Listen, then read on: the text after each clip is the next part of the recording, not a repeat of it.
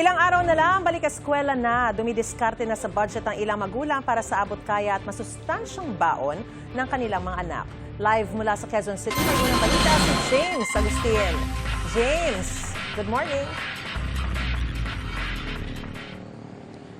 Maris, good morning. Ngayon pa lamang ay pinaghahandaan na ng mga nakausap kong magulang dito sa Commonwealth Market sa Quezon City kung ano ba yung mga ipapabaon nilang pagkain sa kanilang mga anak sa darating na pasukan. Ang good news para sa mga kapuso nating consumer ay bumaba ang presyo ng karneng baboy at stable po yung presyo ng mga gulay habang bahagyang tumaas ang presyo ng manok.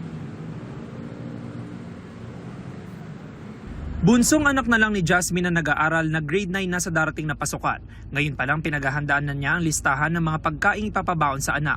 Pagkatapos nung last year nilang pasukan, araw-araw po nagtatabi po kasi yung asawa ko ng yung coins na 20. O para pagdating ng pasukan hindi kami mabigla. Ano ko karaniwang pinababaon niyo sa anak niya? Kanin po. Kasi medyo masipag po siyang kumain. About sa ulam? Babae. Ano po, kadalasan kundi itlog, yung pagka nagluluto na kami ng pananghalian. Kung ano po, gulay, ganun. Araw-araw din nagbabaon ng pagkain ng dalawang anak ni Ethel na grade 4 at grade 9 na sa darating na school year. Sinisiguro raw niya na masustansyang pagkain ng baon ng kanyang mga anak. Ano lang naman binabaon nila ay pagkain talaga. Hindi ako nagpapabaon ng pera sa mga anak ko para di sila masanay sa pera. Papabaon ko sa kanila. Kanin may gulay, tapos isda, ganun. Iba-iba araw-araw para di sila magsawa ba. Isang chicken, ganyan. Sa Commonwealth Market sa Quezon City, bagyang tumaas ang presyo ng manok. 180 pesos hanggang 190 pesos per kilo depende sa parte ng manok, habang ang buong manok ay 170 pesos per kilo. Pag tumataas ang manok, wala masyadong, lalo ngayong pasukan, wala masyadong mga bumibili. Wala, matumal kami ngayon. Mataas kasi ang manok ngayon sa kuha daw nila sa farm eh. Bumaba naman ang presyo ng karneng baboy.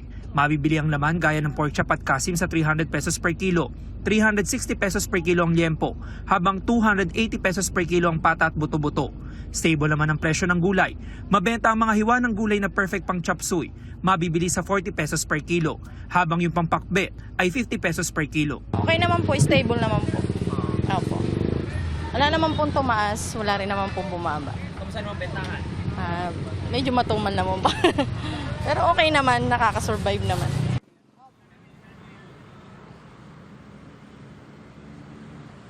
Samantala Maris, kung may budget para doon sa prutas, maaaring idagdag sa listahan ng mga magulang na ipapabaon sa kanilang mga anak. Yung mga maliliit naman sana sa mabibili sa 15 pesos kada piraso dito sa Commonwealth Market. Habang yung orange naman po ay nasa 25 pesos ang kada piraso. Yan ang unang balita mula rito sa Quezon City. James Agustin, GMA News.